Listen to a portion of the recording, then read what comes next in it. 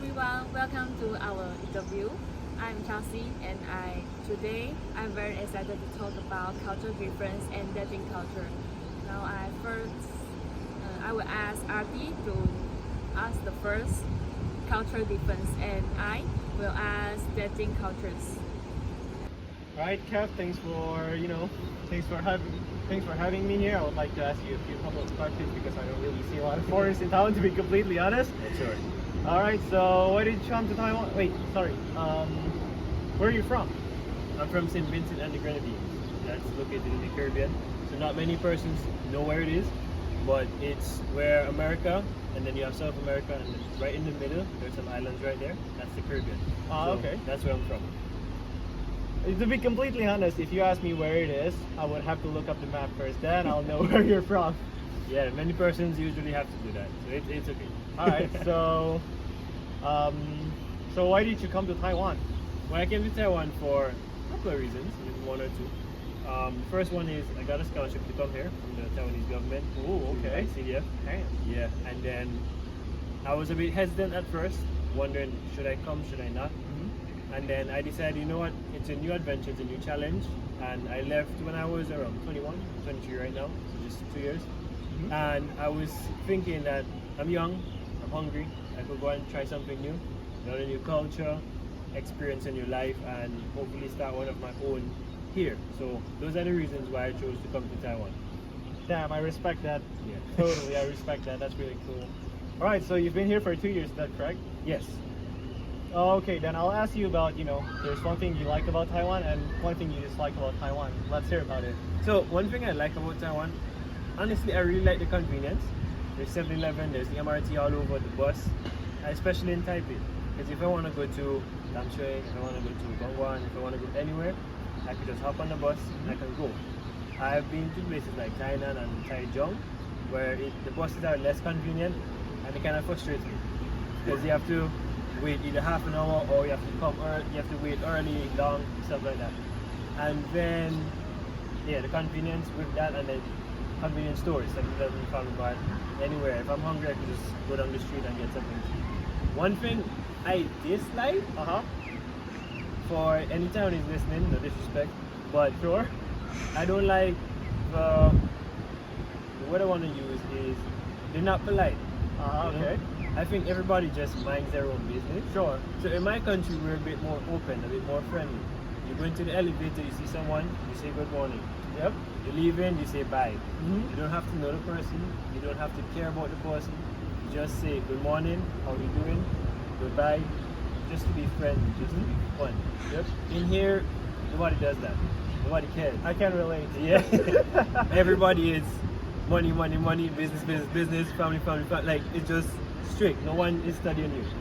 So It's our cameraman right there. I actually have a fun story to tell you about that.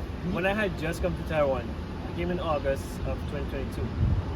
I think a few weeks after that, I was actually in school and I walked in. I remember I was in the elevator. I walked in, there were people there. I said, good morning, everybody. Turned around, everybody was like, who are you talking to? And then I was like, okay, tough crowd. So then I did it one more time. I said, good morning, everybody, like to the next elevator. Same thing, same reaction. So I was like, okay, nobody, not fair. I mean, it's understandable. And I think one reason why I dislike it is also because I'm friendly and I'm kind of adjusting to that. So if I'm in the elevator and somebody comes in and they say something, and now I'm like, he's talking, you know? So, but I still try to keep my friendliness, and if I see someone, I will say morning, I will say hi. If you want to respond, you can respond. If not, too bad. I think that's basically the same case in Indonesia. I mean, like, where Indonesians are more open as well compared to like Taiwan. I feel like this place is like Japan. It's a little bit more reserved. Yeah, Expected. Yep. very much so. Is that the one thing you would change? Because I would ask you about, there's one thing you can change about Taiwan, then what is it? I know I dislike it, but I won't change it. Now, the reason why I say I won't change it is because each culture is unique. And I personally believe that Taiwan has its own unique culture that's local to them. And I don't really want them to lose that, having that Western influence, to be honest, even though I'm from the West. But I like how they're pure and they want to keep it. Yes, to some extent, I would say change it, but not too much. Change it okay. to the sense that be more open, be more relaxed. If somebody tells you good morning, even if you don't know them, if you don't like them, if you don't whatever, just respond and say good morning. That's it. Yeah, And then you could go about your day. So that's the only thing I would change, but to say a major change, it's alright. Alright. Well, that's cool. Well, I do have a couple of more questions, but you know, it's a little bit gay if the actual male is asking you this, so I'll invite my camera girl over here to ask this couple of questions. Sure. Right? So first, will you date someone for a different culture? Yes, I would.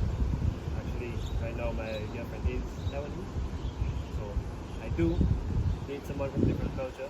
And even before leading up to it, I was definitely open to dating someone from another culture because, you know, cultures mixing. For some people, it's a scary thing, but for me, a person is a person. Everybody has their own unique culture. I have my culture. Indonesian will have their culture. Malaysian will have their culture. Taiwanese will have their culture. African will have their culture. So it's just about the person at the end of the day. So yeah, I would. What is something cool about dating someone from a different background?